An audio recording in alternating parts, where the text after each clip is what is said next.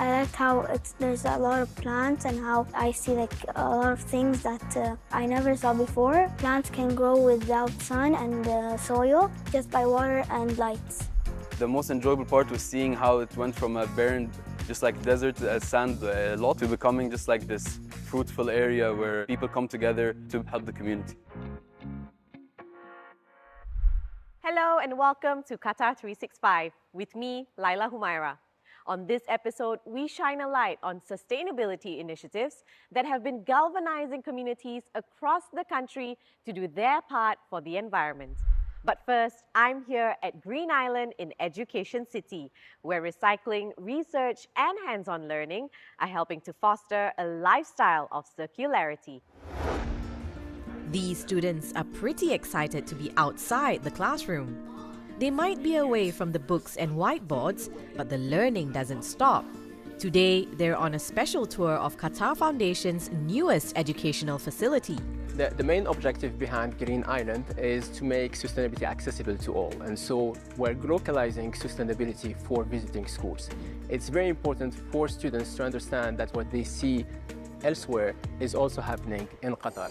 Built on more than 8,000 square meters of land, Green Island has plenty of space for people of all ages to explore. Through partnerships with companies like Qatar Energy and Agrico, the facility displays a few of Qatar's major sustainability efforts. When students visit us, they get to know how Qatar is very ambitious when it comes to solar power.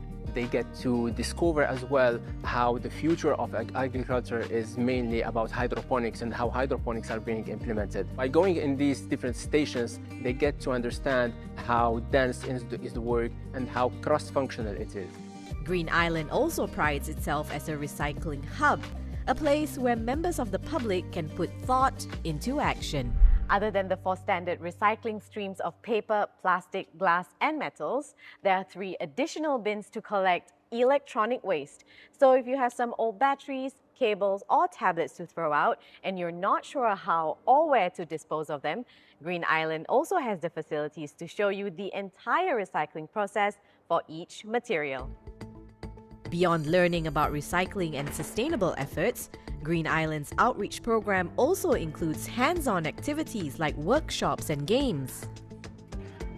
What we do is we customize every single visit to the needs of the school. We have a very open discussion with the schools. We understand their curriculum and we understand their needs. At the core of Green Island's mission is to lay the foundations to transform Qatar's growth into a circular economy. When we speak about upcycling construction waste, we're able to produce urban furniture using the same materials. And so explaining to the visitors, and especially the kids, that what used to be waste as a demolished building could be converted through a process into urban furniture through, of course, a very meticulous design process. This is a typical example of circular economy that we would like to convey and have kids understand very well. And so far, school excursions like the one today have struck a chord with the students and hopefully leave a lasting impact.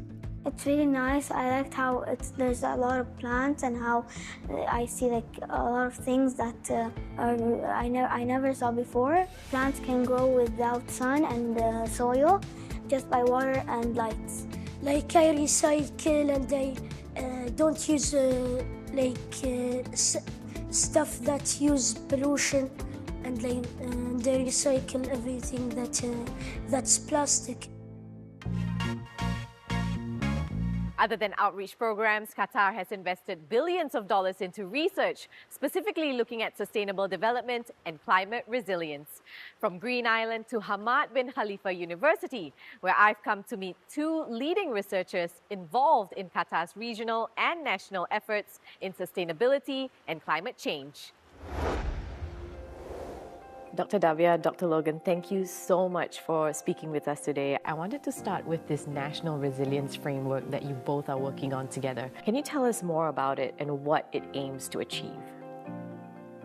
So Qatar's climate resilience framework, what we're trying to do is to look into different types of risks that could affect Qatar, including climate risk.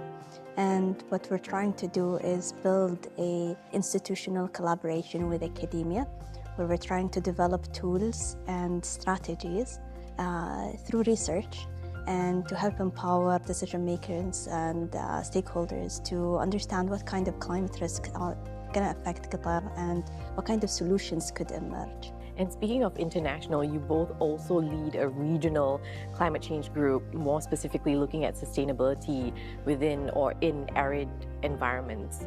Can you tell us how that is different to that first initiative that you're working on?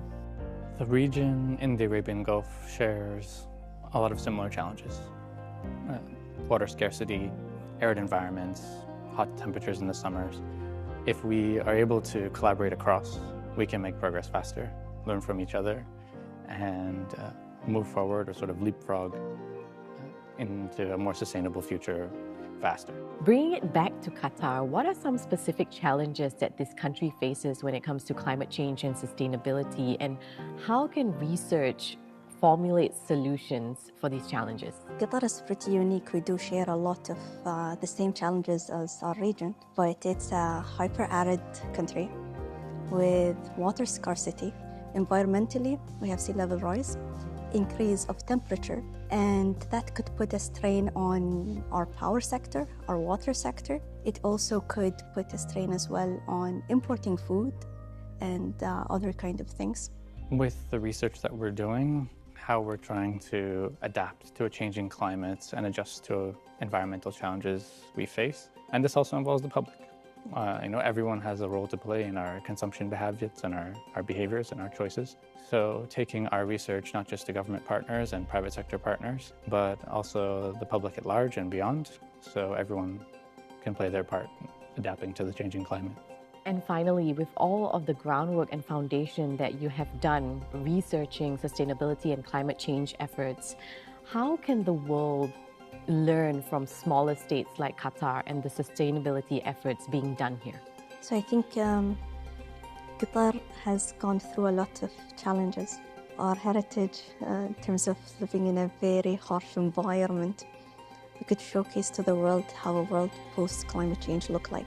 I think Qatar has done an amazing job in terms of building the education sector, building these kind of working groups that are trying to solve challenges that we will not face in the next 5 years, but maybe 10, 15 years, and proper planning. Transformation of the state of Qatar over the last 3 decades has been remarkable. How do you rapidly shift from a really growing economy where you have a lot of construction? How can you do that alongside sustainability goals and aspirations? And the state of Qatar offers a lot of insights for others. From Qatar's national sustainability strategy back to another community initiative here in Education City. Joanna Hoos visits an eco-friendly microfarm that hopes to grow a greener future for all. It's harvest day at the Giving Garden, and green-fingered volunteers have shown up in numbers to reap the crops that are ripe and ready to be picked. What started out as a vision last year has blossomed into Doha's first sustainable microfarm in Qatar Foundation's Education City, dedicated to organic produce and to giving back. The whole Education City microfarm is sustainable, it's organic. So the Giving Garden follows the same principles. We have a drip irrigation system to limit the water usage. We don't spray any pesticides. We don't use chemical fertilizers. We only use compost. And we thought we can grow a lot of vegetables, organic vegetables, and deliver them to the community. The Giving Garden is a collaboration between gardening education company Hadika and charity Feed a Friend, with help from youth organization The Student Reach. Together they aim to enhance sustainable farming in Qatar by producing fruit and vegetables that have minimal impact on the planet, but maximum impact on the community. From the feedback that I've heard from the volunteers, they've enjoyed mostly making new friends, and I've heard a lot of feedback that gardening is very therapeutic. And the most enjoyable part was seeing how it went from a barren, just like desert sand lot, to becoming just like this fruitful area where just people come together maybe once or twice a week to just make friends and help the community. There's no cherry picking at the Giving Garden. To avoid food waste, all edible fruits and vegetables are harvested, regardless of their shape and size. We don't throw vegetables, even if they have a bad shape, if they are a bit smaller, or if they don't look the right color as the vegetables that we see at the supermarket. Even if some things are damaged by pests or diseases, then we might still add them in the compost bin. And in general, the food waste is, I would say, zero. Once packed in sustainable brown bags, volunteers like Stephanie take the produce to well-placed Feed a Friend community fridges, leaving the nutritious and fresh food free for anyone to take. The community fridges with Feed a Friend are at places all over Doha. I think there are more than 80 fridges right now, and that number is going up every day, that are a place that are open to anybody to put food in or to take food out. So the Giving Garden is great because it provides fresh, nutritional produce directly to the fridges for those friends in our community. Through its collaboration with the Student Reach and by encouraging volunteers to bring their kids, the Giving Garden aims to bring young people to the farm. The team hopes that by getting their hands dirty together, it will nurture a love of nature in the next generation, ensuring a greener future and a garden that will keep on giving. I'm happy to bring my kids both to the Giving Garden because it's a nice chance for them to get out in nature, to help with the gardening, but then it's also good for them to take what's produced here to the fridges. For them to see direct impact on our community is really nice and a rare thing for them to see and be a part of, and it helps teach them gratitude. From Green Island to the Giving Garden, building an eco-friendly and sustainable living ecosystem is how Qatar is committing to building a future where the economy and environment thrive hand in hand. We hope you've enjoyed this episode, but that's all the time we have for now. For more, check out euronews.com and connect with us through our hashtag. Thanks for watching, and we'll see you next time on Qatar 365.